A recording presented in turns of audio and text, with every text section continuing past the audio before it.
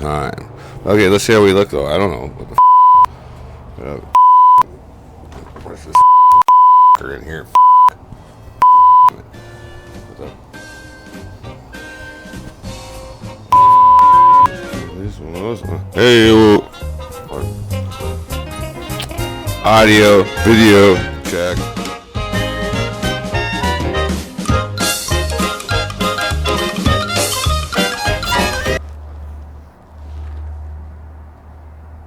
The best thing about this is that you don't have to wear pants.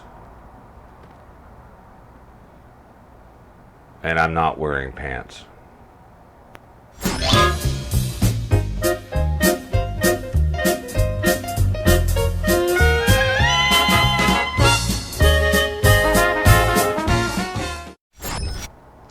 Bonjour, it's you again. Welcome to the only show that is genetically cultured in microgravity to bring you my real person approach to figuring out how to do seemingly out of reach tasks. Oh, like making a good Star Wars movie. Shut up!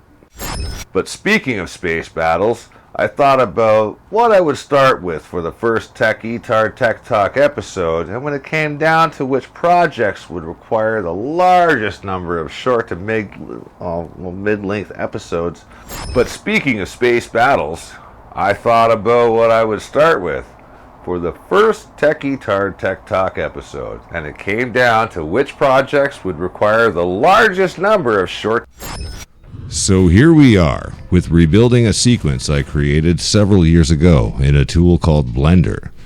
It's for 3D model creation and animation, but it's a jack of all trades, kind of like myself.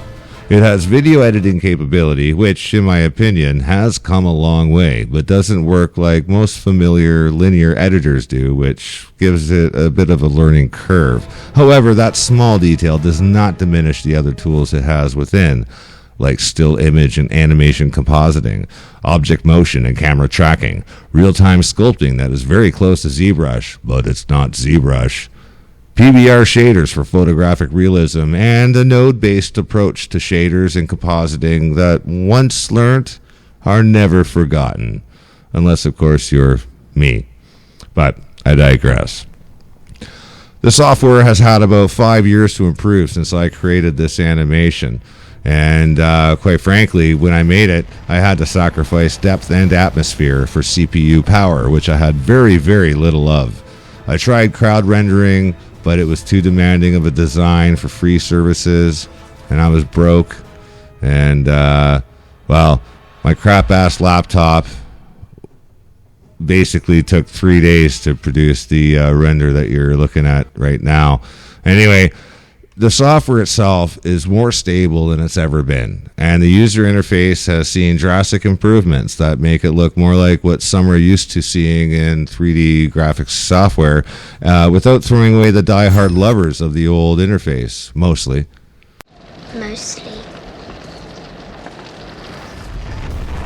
So I'm going to rebuild this entire sequence from scratch, and you'll follow along with me through this miniseries, but hey, that's enough chin wagging, eh? Tech Talk, let's go.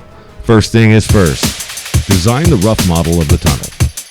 We need to approximate the tunnel design from the original video clip. And hey, if I'm doing things wrong or poorly, by all means tell me about it in the description below. I would love to hear feedback. Just keep it friendly, please. But hey, this is how I'm planning to pull it off. Here we go. Using procedural shaders.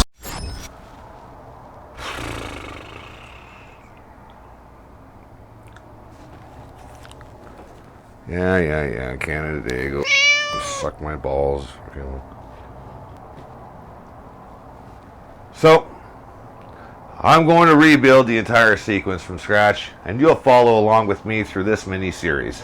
Enough chin wagging, Tech Talk, let's go.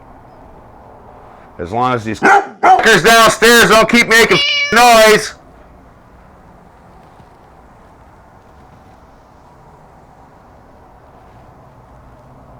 Sorry.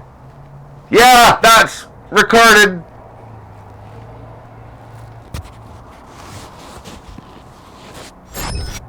And hit dislike twice and make sure you share it everywhere to show everyone what a jackass I am.